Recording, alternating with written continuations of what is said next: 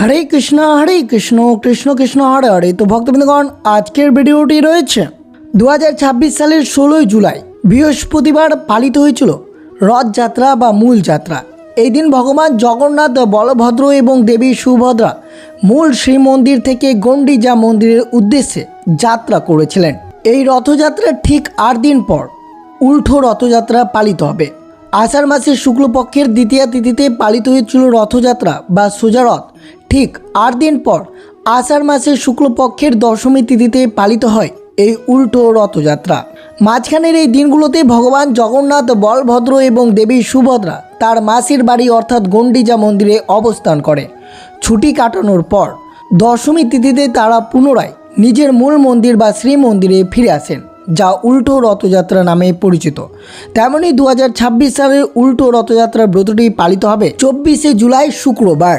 এই উল্টো রথযাত্রা অর্থাৎ আষাঢ় শুক্লা পক্ষের দশমী তিথির সঠিক সময়সূচি অর্থাৎ 23শে জুলাই 2026 বৃহস্পতিবার দশমী তিথি শুরু হবে সকাল 7টা 3 মিনিটে এবং দশমী তিথি শেষ হবে 24শে জুলাই 2026 শুক্রবার সকাল 9টা 13 মিনিটে।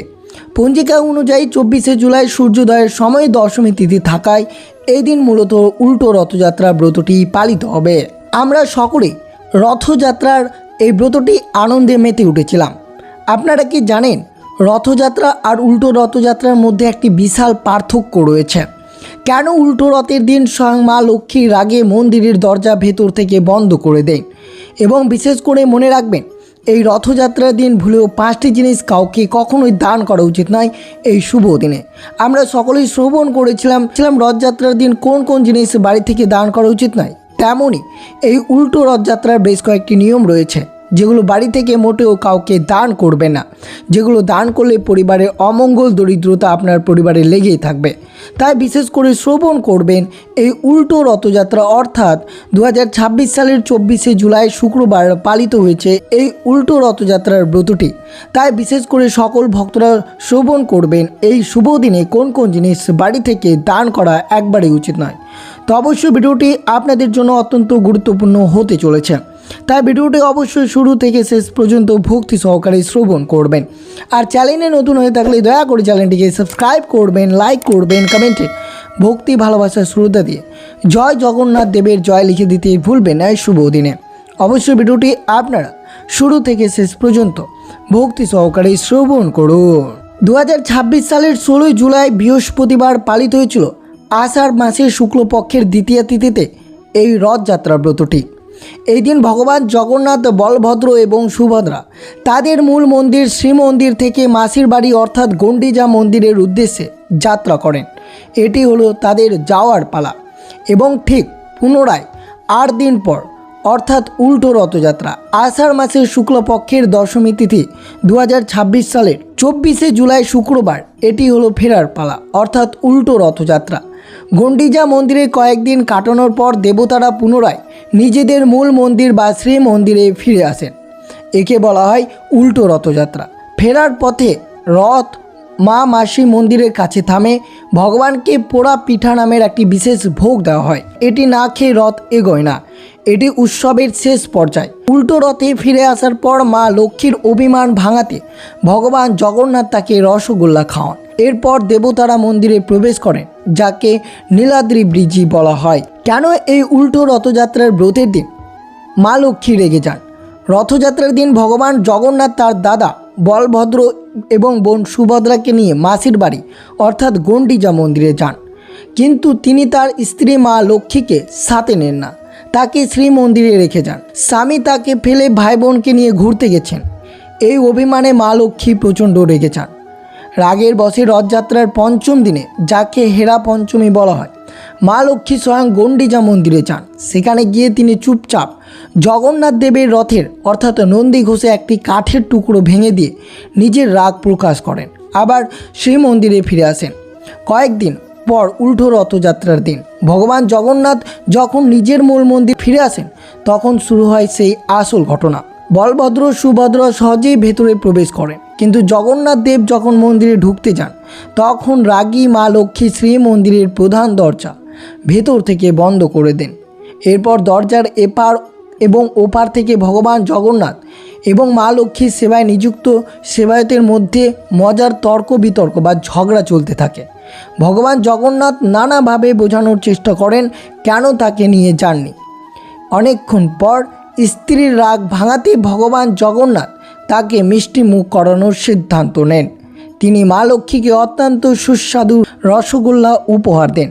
রসগোল্লা পেয়ে অবশেষে মা লক্ষ্মীর অভিমান ভাঙে এবং তিনি খুশি হয়ে মন্দিরের দরজা খুলে দেয়। এরপর ভগবান জগন্নাথ মন্দিরের ভেতর প্রবেশ করে নিজের মূল রত্নবেদিতে গিয়ে বসেন। এইভাবে এই উল্টো রথযাত্রার ব্রতটি পালিত হয়ে থাকে। কিন্তু তার আগে অবশ্যই শ্রবণ করবেন এই উল্টো রথযাত্রার দিন পরিবারে সুখ সমৃদ্ধি বজায় রাখতে কোন কোন জিনিস এই শুভ দিনে দেওয়া একবারে উচিত নয়, অর্থাৎ বাড়ি থেকে ভুলেও এই 5টি জিনিস কখনো কাউকে দান করবে না। সেই বিষয়টি আপনারা অবশ্যই মনোযোগভাবে শ্রবণ করুন। আপনারা কি জানেন আপনার সামান্য একটি ভুলে মা লক্ষ্মী চিরতরের আপনার বাড়ি ছেড়ে চলে যেতে পারে? হ্যাঁ, ঠিকই শুনেছেন। আজ আমি এমন 5টি অত্যন্ত সাধারণ জিনিসের কথা বলবো যা শুভ দিনে কাউকে দিলে আপনার সংসারে ঘোর অমঙ্গল নেমে আসতে পারে। বিশেষ করে 5 নম্বর জিনিসটা যদি আপনি ভুল করেও কাউকে দিয়ে দিন তবে আপনাকে এই পথে বুঝতে হবে।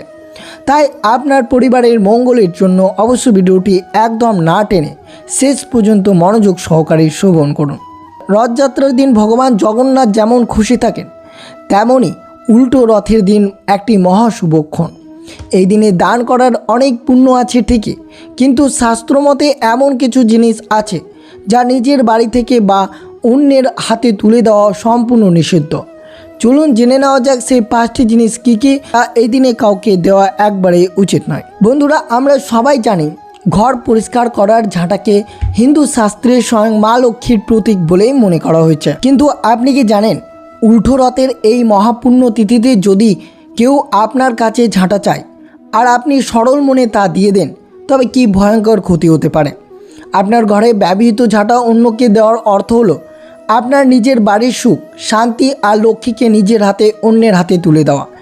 এর ফলে রাতারাতি আপনার সংসারে নেমে আসতে পারে চরম দারিদ্র। তাই এই দিন নতুন ঝাঁটা ঘরে আনুন, কিন্তু নিজের পুরনো বা ব্যবহৃত ঝাঁটা এই উল্টো রথযাত্রার দিন ভুলেও কাউকে দেবেন না। দ্বিতীয়ত, নুন বা লবণ। নুন ছাড়া যেমন রান্নাঘরের কোনো স্বাদ থাকে না, তেমনি নুন ছাড়া কিন্তু বাস্তুশাস্ত্র অচল। শাস্ত্রমতে নুনের ওপর শনি দেবী এবং মা লক্ষ্মীর সরাসরি প্রভাব থাকে। উল্টো রথের দিন বিশেষ করে সূর্যাস্তের পর যদি কোনো প্রতিবেশী বা আত্মীয় আপনার কাছে একটি নুন ধার চাইতে আসে তবে 2 হাত জড়ো করে ক্ষমা চেয়ে নেবেন, কারণ এই শুভ দিনে নুন হাতছাড়া করলে আপনার সংসারে ঋণের বোঝা এমনভাবে বাড়তে থাকবে যে আপনি শত চেষ্টা করেও সেই ঋণের জাল থেকে বের হতে পারবেন না। তৃতীয় রয়েছে সাদা জিনিস। জ্যোতিষশাস্ত্রে সাদা রঙের জিনিস যেমন দুধ, দই বা চাল চন্দ্র ও শুক্র গ্রহের সাথে সরাসরি যুক্ত। আর শুক্র গ্রহ হলো ধন, সম্পদ, বৈভব এবং দাম্পত্য সুখের কারক। উল্টো রথযাত্রার দিন সন্ধেবেলা যদি আপনি কাউকে এই সাদা জিনিসগুলো দান করেন বা ধার দেন তবে আপনার বাড়ির পজিটিভ এনার্জি লিক হতে শুরু করে। এর ফলে পরিবারের সদস্যদের মধ্যে অকারণে অশান্তি ও কলহ শুরু হতে পারে এবং মা লক্ষ্মী রুষ্ট হতে পারেন। তাই বিশেষ করে সতর্ক থাকবেন। চতুর্থ, রান্নাঘরের হলুদ। হলুদ শুধু একটি সাধারণ মশলা নয়, এটি দেবগুরু বৃহস্পতির আশীর্বাদ। যে বাড়িতে হলুদের সঠিক সম্মান হয় সেখানে কখনো টাকার অভাব হয় না। উল্টো রথের দিন আপনার রান্নাঘরের থেকে 1 চিমটি হলুদ যদি আপনি কাউকে এই দিন দান করেন তবে আপনার আর্থিক উন্নতি মাঝপথেই থমকে যাবে। মনে রাখবেন, মা লক্ষ্মী সেই বাড়িতে স্থায়ী হন যেখানে বৃহস্পতি শক্তিশালী থাকে। তাই নিজের সৌভাগ্যকে অন্যের হাতে তুলে দেওয়া ভুল আজ একবারেই করবেন না। তাই বিশেষ করে সতর্ক থাকবেন আপনারা। পঞ্চম জিনিসটি রয়েছে টাকা ধার দেওয়া। এবার এসেছি সেই পয়েন্ট যেটি সবথেকে গুরুত্বপূর্ণ এবং সর্বোত্তম। ভিডিওর শুরুতে বলেছিলাম এই ভুলটি আপনাকে পথে বসাতে পারে। বন্ধুরা, উল্টো রথযাত্রার দিন ভুলেও কাউকে হাত পেতে টাকা ধার দেবেন না। দান ধ্যান করা এক জিনিস আর ধার দেওয়া সম্পূর্ণ আলাদা। এই শুভ দিনে নিজের জমানো অর্থ বা ক্যাশ বাক্স থেকে টাকা বের করে অন্যের হাতে তুলে দিলে সেই টাকা আর সহজে আপনার কাছে ফিরে আসে না। মা লক্ষ্মী অপমানিত বোধ করে চিরতরের আপনার বাড়ি ছেড়ে চলে যেতে পারেন এবং সারা বছর আপনাকে নিদারুণ আর্থিক কষ্টে ভুক্ত হতে পারে। তাই বিশেষ করে এই উল্টো রথযাত্রার দিনে নিজের লক্ষ্মীকে ঘরে সযত্নে আগলে রাখুন। তাই বিশেষ করে সতর্ক থাকবেন যে এই উল্টো রথযাত্রা অর্থাৎ 2026 সালের 24শে জুলাই শুক্রবার বাংলা 7ই শ্রাবণ এই শুভ দিনে উল্টো রথযাত্রা ব্রতটি পালিত হয়েছে। তাই এই শুভ দিনে আপনারা সতর্ক থাকবেন, এই জিনিসগুলো কাউকে কখনোই দান করবেন না। আর বিশেষ করে মনে রাখবেন, উল্টো রথযাত্রার দিন চুপচাপ এই দুটো যদি কাজ করতে পারেন তাহলে সংসারে অভাব চিরতরে দূর হয়ে যাবে। প্রথম কাজটি হচ্ছে আপনাকে করতে হবে ঠিক সূর্যাস্তের সময়। উল্টো রথের দিন সন্ধ্যায় আপনার বাড়ির মূল দরজার ঠিক বাইরে দুপাশে দুটি ঘিয়ের প্রদীপ বা তিলের তেলের প্রদীপ অবশ্যই জ্বালাবেন। এর পিছনের কারণটি জানলে আপনি অবাক হবেন। ভগবান জগন্নাথ যখন নিজ মন্দিরে ফিরে আসেন তখন মা লক্ষ্মীর সাথে তার মিলন হয়।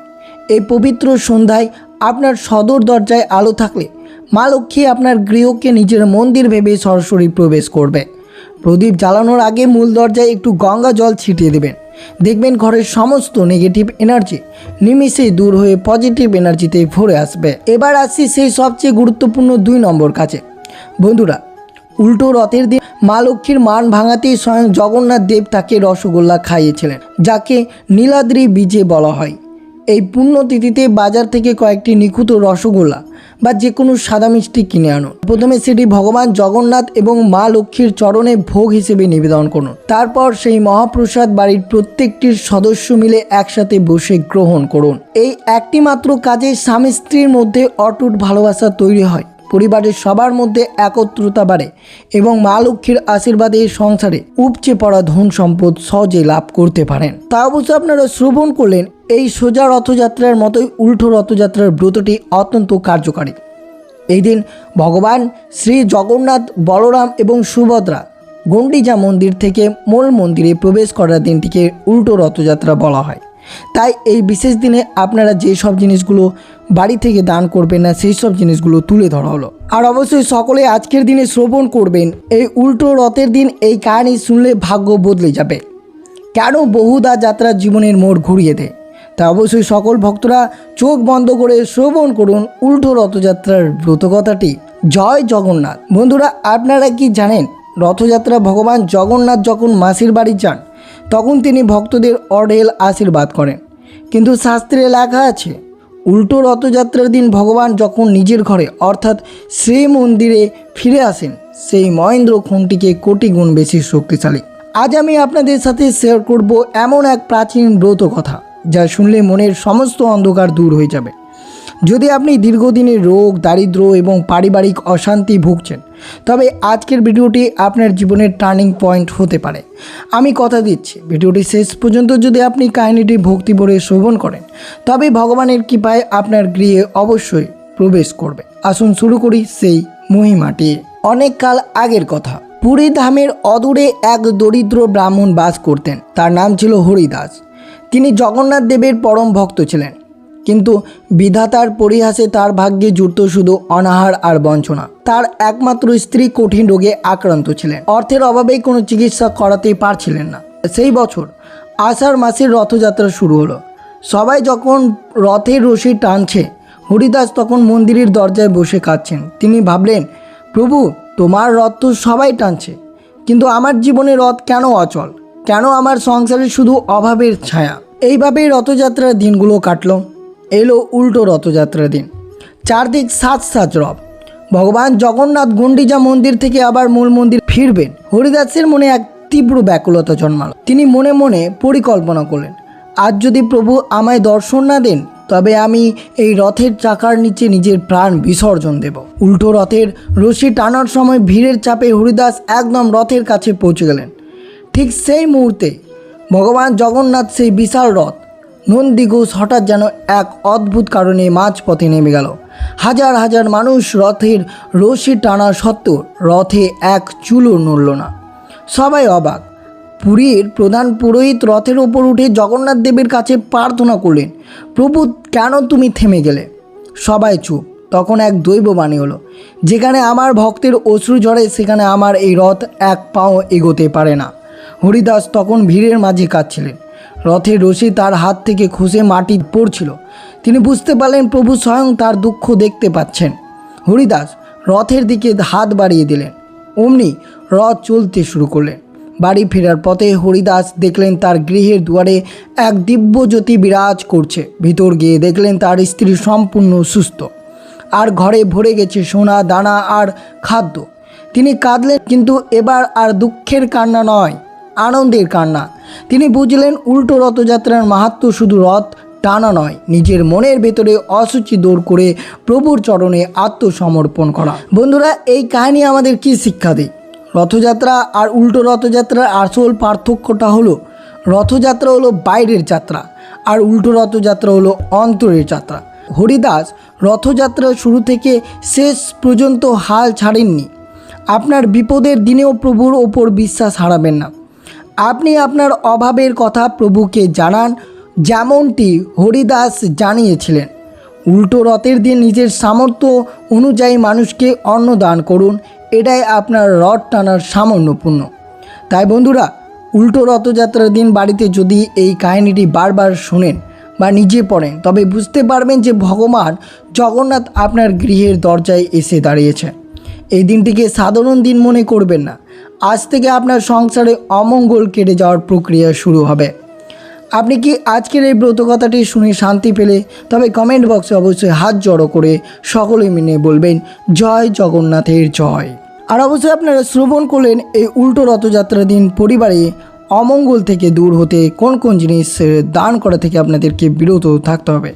তো এই ছিল ভিডিওটি ভালো লাগলো অবশ্যই চ্যানেলটিকে সাবস্ক্রাইব করবেন, লাইক করবেন, কমেন্টে ভক্তি ভালোবাসা শ্রদ্ধা দিয়ে জয় জগন্নাথ দেবের জয় লিখে দিতে ভুলবেন না এই শুভ দিনটিতে। ভিডিওটি আপনার আত্মীয় ভক্ত বা বন্ধুদের সাথে অবশ্যই শেয়ার করুন। সুস্থ থাকবেন, সতর্ক থাকবেন। জয় শ্রীকৃষ্ণ, রাধে রাধে।